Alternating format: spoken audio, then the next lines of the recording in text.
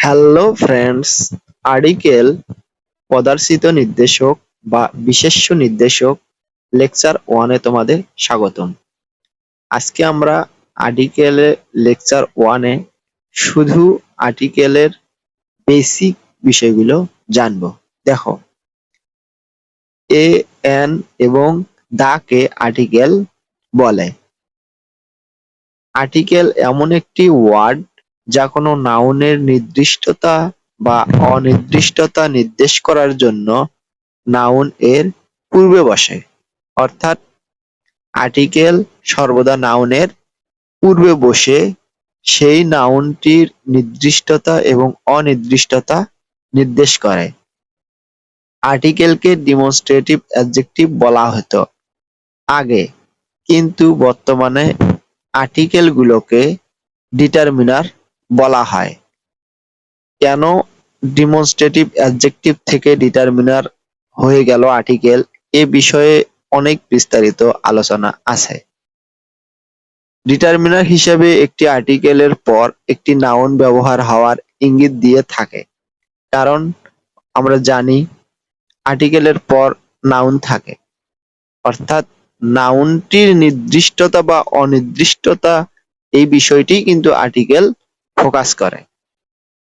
আমরা যে বিষয় বা বস্তু নিয়ে কথা বলি সেগুলোর বক্তা এবং শ্রোতা উভয়ের কাছে পরিচিত নাকি অপরিচিত, এই বিষয়টিও আর্টিকেল নির্দেশ করে।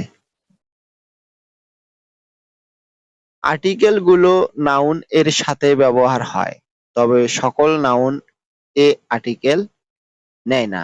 অর্থাৎ আনকাউন্টেবল নাউনগুলো কিন্তু আর্টিকেল নেয় না। আর্টিকেল দুই প্রকার: ডিফিনিট আর্টিকেল নির্দিষ্ট বিশেষ্য নির্দেশক, আর ইনডিফিনিট আর্টিকেল অনির্দিষ্ট বিশেষ্য নির্দেশক। দা হলো ডিফিনিট আর্টিকেল। ডিফিনিট আর্টিকেল শুধু একটি, সেটা হলো দা।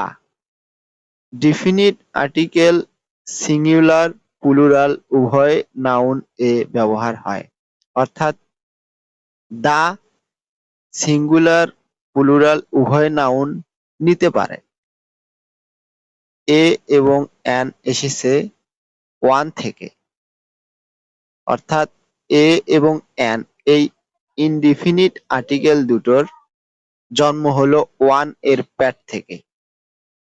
আর দা এসেছে দিস এবং দ্যাট থেকে, অর্থাৎ দিস এবং দ্যাটের পেট থেকে দা এসেছে। এখানে একটা বিষয় দেখো, এ এন এই ইনডিফিনিট আর্টিকেল দুটো কিন্তু কখনো প্লুরাল নাউন নিতে পারে না। আর দা ডিফিনিট আর্টিকেলটি প্লুরাল নাউনও নিতে পারে। এর কারণ কি? কারণ এ এন এই ইনডিফিনিট আর্টিকেল দুটো ওয়ান এর পেট থেকে আসছে। আচ্ছা, ওয়ান তো সিঙ্গুলার, তাহলে জন্মই যদি তাদের সিঙ্গুলার হয় তারা তো প্লুরাল কখনো নিতে পারবে না। আর দা দেখো দিস এবং দ্যাট দুটোর পেট থেকে চলে আসছে, যার কারণে এর জন্মটাও প্লুরাল। তাই দা সিঙ্গুলার নাউনও নিতে পারে, প্লুরাল নাউনও নিতে পারে। আর্টিকেল মূলত সংকেত মাত্র। যদি বলে আর্টিকেল কি, তাহলে আর্টিকেল মূলত সংকেত মাত্র। ডিফিনিট কোন নির্দিষ্ট ব্যক্তি বা বস্তুকে নির্দেশ করতে যে আর্টিকেল ব্যবহৃত হয় তাকে ডিফিনিট আর্টিকেল বলে। ইনডিফিনিট কোন অনির্দিষ্ট ব্যক্তি বা বস্তুকে নির্দেশ করতে যে আর্টিকেল ব্যবহৃত হয় তাকে ইনডিফিনিট আর্টিকেল বলে। অর্থাৎ নির্দিষ্ট কোনো ব্যক্তি বস্তুকে নির্দেশ করতে যে আর্টিকেল ব্যবহার হয় ডিফিনিট, আর অনির্দিষ্ট হলে সেটা ইনডিফিনিট। এ এন বা আর্টিকেল ব্যবহারের মূল ভিত্তি হলো উচ্চারণ বা প্রোনাউন্সিয়েশন। অর্থাৎ আর্টিকেল যে ব্যবহার করব তার মূল ভিত্তি আছে। এই প্রশ্নটা কিন্তু প্রায় প্রায় চাকরির পরীক্ষাগুলোতে আসে, বিসিএস এও আসে, যে আর্টিকেল ব্যবহারের মূল ভিত্তি কি। এটা কিন্তু প্রোনাউন্সিয়েশন।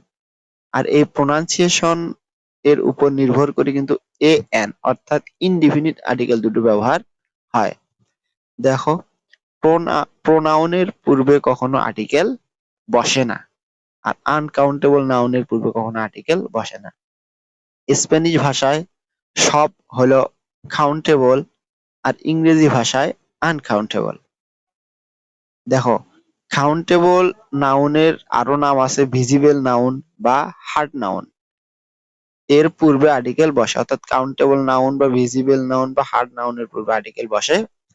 আর আনকাউন্টেবল নাউন, ইনভিজিবল নাউন বা সফট নাউনের পূর্বে আর্টিকেল বসে না। আমেরিকান বা আমেরিকানরা হসপিটাল, ইউনিভার্সিটি এর পূর্বে দা ব্যবহার করে। হোটেল, হিস্টোরিক্যান এর পূর্বে এ এন যে কোনো একটি বসা যায়। তো বন্ধুরা, এই ছিল আজকে আমাদের আর্টিকেল লেকচার 1, যেখানে আর্টিকেল সম্পর্কে শুধু বেসিক ধারণা দেওয়া হলো। তো পরবর্তী ক্লাসগুলো ধারাবাহিকভাবে পেতে হলে আমাদের ইউটিউব চ্যানেলটা এবং ফেসবুক পেজটা ফলো এবং সাবস্ক্রাইব করে রাখবা। ধন্যবাদ।